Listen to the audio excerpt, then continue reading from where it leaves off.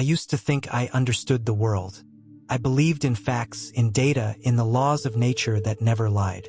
But everything changed on February 12, 2025, when I died on the ice in Antarctica, yet somehow came back with a truth more shocking than anything I had ever imagined. My name is Matthew Collins, and I'm a 47-year-old geophysicist. I've spent my entire adult life pursuing science, trusting only what I could see and measure. Now, I'm compelled to share a story so astounding that some of you might dismiss it as fiction or conspiracy. I wish it were.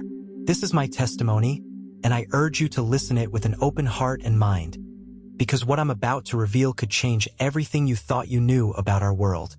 When I first set foot in Antarctica, I never planned on having a brush with death, let alone meeting Jesus Christ in a realm that defies everything I once knew. My research team arrived on the ice shelf in late January 2025. We'd been funded by a coalition of universities and a few government grants. Our assignment was to investigate strange electromagnetic signals coming from far below the surface. Initially, nobody considered it more than a quirky natural phenomenon, some interplay of geothermal vents or mineral deposits.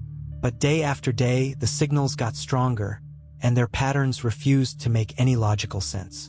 On the morning of February 12th, I woke up in our remote research base with a knot in my stomach. I've been to Antarctica multiple times, and it's always dangerous. But that day felt different. The sunlight barely touched the horizon, casting an otherworldly blue glow across the frozen plains. Something about it made me uneasy. It wasn't exactly fear. It was more like an instinct whispering that something big was about to happen. I tried to ignore the feeling by busying myself with the usual tasks: running equipment checks, logging data, prepping the drill for a deeper excavation. Our plan was to bore into a section of ice that had been releasing these bizarre low-frequency vibrations. If you picture the ice as a thick, crystalline shell, we were determined to see what was locked away in its depths. We reached our designated site around 9 a.m. Snow vehicles and heavy drilling rigs lined up against that stark white backdrop. It felt surreal, like we were explorers on another planet rather than scientists on Earth. With each hour of drilling, everything got more chaotic. Our instruments began malfunctioning in ways that had no logical explanation. GPS systems went haywire, flickering on and off. The radios turned into static-filled channels of eerie whispers we couldn't trace. By 11:42 a.m., the ice beneath my feet suddenly shattered like fragile glass. 1 second, I was on solid ground. The next, I was plummeting into a hidden chasm. A massive fissure had opened without warning, swallowing me in darkness. My last conscious memory before losing everything was a teammate screaming my name over the crackling radio. Then there was silence, pure, endless silence. I should have been in agony, right? A fall like that should crush bones, shatter organs. Instead, there was only weightlessness. Took me a moment to understand. I was floating. I was looking down at my own body, twisted at an impossible angle among shards of ice. A numb sort of shock gripped me. I felt no pain, no fear, only calm. That's when I noticed glowing figures in white, standing on the edge of the fissure, watching. They were radiant, almost too bright to look at, and I knew instantly these beings were not human. Their presence was unlike anything I'd ever encountered. They didn't speak, but I sensed they were somehow guardians or perhaps observers. Suddenly, I felt a pull, like a cosmic current urging me upward. The fissure, my colleagues, the entire Antarctic landscape faded to a dull blur, replaced by a tunnel of living light. I can only describe it as pure energy that pulsed with warmth and love. Without hesitation, I drifted forward, drawn deeper and deeper until a powerful voice called out. That voice carried infinite kindness and yet unmatched authority. I didn't need anyone to tell me who it belonged to: Jesus Christ. Tears streamed down my face. Though it wasn't my physical body anymore, I still felt tears, if that makes sense. Every doubt I'd harbored about faith, about the afterlife, about the limits of science vanished. In that single moment, I knew with absolute certainty that I was more than just flesh and bone. Before I could speak, Jesus directed my attention back to the fissure. My team had arrived at the spot where I'd fallen, desperately trying to resuscitate my lifeless form. They were using a defibrillator, pumping my chest, shouting commands. But there were also dark figures lurking around them. Shadowy shapes that seemed drawn to the energy of death and fear, circling like vultures. Jesus rested a hand on my shoulder and spoke with unwavering calm. "Do not fear them. They have no power over those who are mine." The shadows recoiled at his voice, vanishing into the swirling snow and ice. I felt relief, but I also felt sorrow for my team, for the world, for the many who never realized these dark presences exist. Then Jesus told me something that made my heart pound. "There is more you must see beneath this ice." In the blink of an eye, Antarctica disappeared, replaced by a place I can only describe as a realm outside our known universe. Jesus guided me along a path of light. No, it was more than light. It was a living brilliance that resonated with music beyond human hearing. Every step felt simultaneously like walking and floating. We finally emerged onto what looked like solid ground, though the surface under my feet was neither ice nor rock. It pulsed with energy, almost like it was alive. Spread before me was a landscape unlike earth or heaven, something in between, maybe. In the distance, I saw towering walls of ice, just like the ones in Antarctica, but magnified to a cosmic scale. They formed a colossal barrier, ancient and unbroken. Jesus' words echoed in my mind. These walls were placed here for a reason. Soon, the world will seek to break them. I stared at those towering walls, struggling to grasp their enormity. They weren't just random natural formations. They were deliberate, as if someone had built them to seal off or protect something. Jesus looked into my eyes, and I felt his compassion mingle with sadness. "You have spent your life searching for answers," he said gently. "But some truths cannot be discovered through instruments or equations. They must be revealed." At that moment, a shift occurred in my vision. I no longer saw with earthly eyes. Instead, I perceived layers of reality. In that expanded view, Antarctica wasn't just a frozen continent. Underneath, it concealed structures, vast cityscapes and unnatural geometric shapes that defied rational explanation. Some were definitely built by human hands, but many were older, far older than any recorded civilization. What I saw next filled me with dread. Governments and scientists across the globe were on the brink of a grand discovery. They believed they were unearthing the ruins of a forgotten past, but in reality, they were disturbing something ancient and malevolent, something sealed away under miles of ice for countless centuries. I witnessed major news outlets announcing incredible breakthroughs in Antarctic research. Politicians and world leaders were smiling, telling citizens that we were on the verge of a new age of technology and possibly even contact with advanced beings. All across social media, people were celebrating what they believed to be a leap forward in human evolution. But I heard Jesus' voice in the midst of this. Satan's greatest weapon is deception, and the world is about to walk into his trap. In a heartbreaking vision, I saw large drilling operations. Unwitting scientists, my own colleagues, penetrating the final layers of ice, creating a breach. And from that breach, I saw dark, slithering forms begin to emerge. They were not extraterrestrials in the conventional sense. These beings were more akin to fallen entities, locked away for millennia. I watched these entities infiltrate human minds, subtly guiding political and scientific agendas.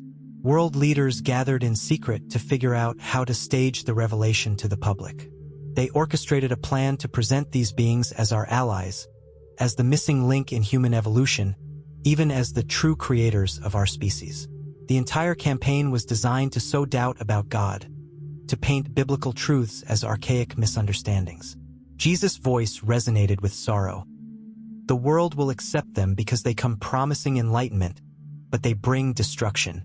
The vision shifted to a massive subterranean city, buried far below Antarctica's surface. Its architecture was impossible, angles and structures that seemed to shift when you looked away. At its center stood a towering throne, clearly meant for a ruler of unimaginable power. But the occupant of that throne was not of God. I saw the wealthy, the influential, and even certain religious figures bowing in reverence before this throne. They were enthralled, as though compelled by some dark charisma. Cameras flashed, Official documents were signed, treaties were made, and the entire time, the public was fed a carefully scripted story. This is our advancement. This will unite humanity. I watched the deception deepen. These ancient beings offered us remarkable technologies, ways to cure diseases, produce endless energy, even prolong human life. Governments championed this as the ultimate step in progress. Scientists called it the next evolutionary leap. World leaders framed it as a unifying force for the planet. Then came the real horror, a new type of mark or upgrade, marketed as a biological or technological enhancement. It wasn't forced upon anyone. People wanted it. They lined up for it, trusting the promise of a brighter future. They said it would make us smarter, stronger, and free from suffering. But Jesus showed me the other side. The moment individuals took this upgrade, something within their soul flickered out. They could still breathe, walk, speak, and function, but they lost their capacity for genuine faith or repentance. It was as if an invisible barrier formed between them and God's presence. They were still alive, but spiritually cut off, irreversibly changed. In my vision, I saw entire congregations split. Some pastors urged caution, sensing a spiritual trap. Others embraced the technology wholeheartedly, telling their followers it was simply the next phase of God's plan. The confusion was immense, dividing families and friendships, making people doubt their own convictions. As the magnitude of this revelation hit me, Jesus placed a hand on my shoulder. His eyes shone with compassion. "It is time for you to return, Matthew. You have seen what is coming. Now you must warn them." Before I could protest, before I could ask more questions, I felt a sudden rush of movement, like being pulled through layers of existence. Images blurred, and I gasped as I was jolted back into my broken, frozen body. My chest heaved violently, and I heard the muffled shouts of my rescue team. I was in unbearable pain now. Ribs cracked, head pounding, lungs burning. Medical staff scrambled around me, stunned by my return to life. After 12 minutes of no heartbeat, no pulse, no brain activity, I had somehow come back. I wish I could say there were cheers of celebration, but everyone was too shocked to react. The doctors wanted to know if I remembered anything, but at first, all I could do was whisper, "Jesus, the deception, Antarctica." Some looked at me with pity, probably assuming I was delirious from the trauma. But one nurse seemed to believe me. She gave me a look that said, "I know you're telling the truth." They airlifted me to a hospital at a research station, then eventually back to the United States. My physical recovery took weeks, broken bones, hypothermia, all the complications of a serious fall. But my spirit and mind couldn't focus on my injuries.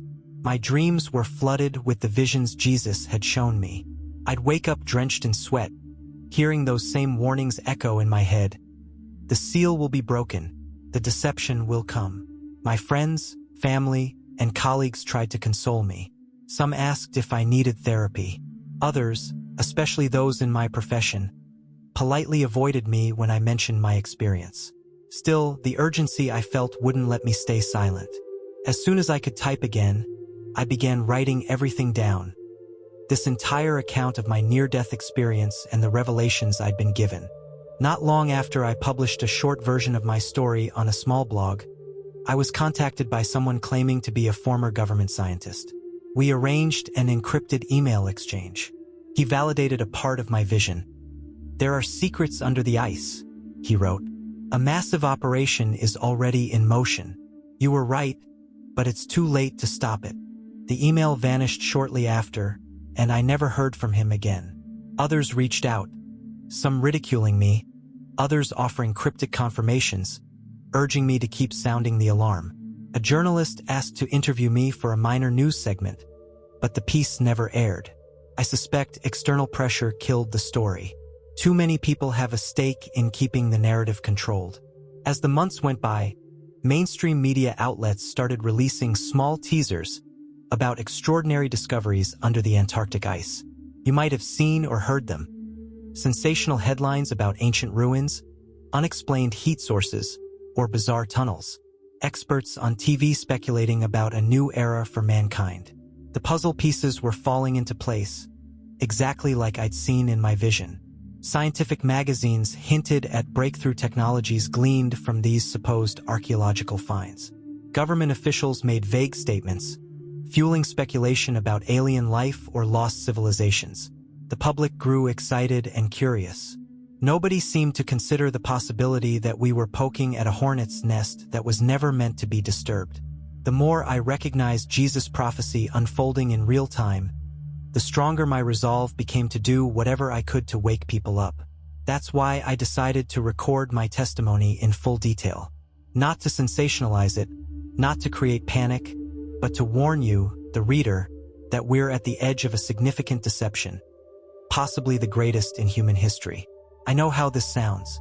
If you told me 2 years ago that I'd be writing about fallen entities and spiritual warfare, I would have laughed in your face. Yet here I am, testifying that reality is far more complex than most of us ever imagine. Based on everything Jesus showed me, soon there will be a public unveiling. It may be within weeks or it might take a couple of years. Regardless of the exact timing, prepare yourself. Major announcements. Leaders, scientists, or even the media will claim we've made contact with something ancient beneath Antarctica. They'll frame it as a unifying discovery that could benefit all humanity. Spiritual confusion. Some will say this disproves traditional religions. They'll argue the story of the Bible was just a misunderstanding of advanced beings. Watch out for that narrative. It's meticulously crafted to lead people away from God. Technological gifts. They'll offer solutions to global problems, disease, energy, poverty. Many will call this miraculous progress. We must remember that not all gifts are blessings if they come with hidden strings. Voluntary upgrade. Eventually, an advanced procedure or implant will be made available. They'll promise extended life, enhanced intellect, or even bridging the gap between humans and these ancient entities. No one will be forced, people will clamor for it themselves. Spiritual separation. For those who accept this upgrade, there will be a spiritual consequence, something that cuts them off from divine grace. They might not even realize it immediately, but it's irreversible. This is the part that terrifies me the most because so many will take it, believing it's harmless or even beneficial. So here I am, a once skeptical scientist, pleading with you to keep your eyes open. When you start seeing these announcements, when they tell you about new breakthroughs in Antarctica or a sudden leap in human evolution, remember this testimony. Don't blindly trust everything coming from official channels. Pray for discernment. Stay rooted in faith. This warning might cost me my reputation. It might already have, but my conscience won't let me stay silent. I was shown these things for a reason, and I believe that reason is to sound the alarm, even if only a handful of people truly hear it. If you're listening this now, understand that my deepest hope is for you to seek truth for yourself. Ask God for wisdom, for the clarity to see through deception. This isn't about stirring paranoia or fueling conspiracy theories. It's about preparing for a very real spiritual battle that's manifesting in our physical world. The day I died on the Antarctic ice, I thought my story was over. Instead, it was the beginning of something far greater than I ever could have predicted.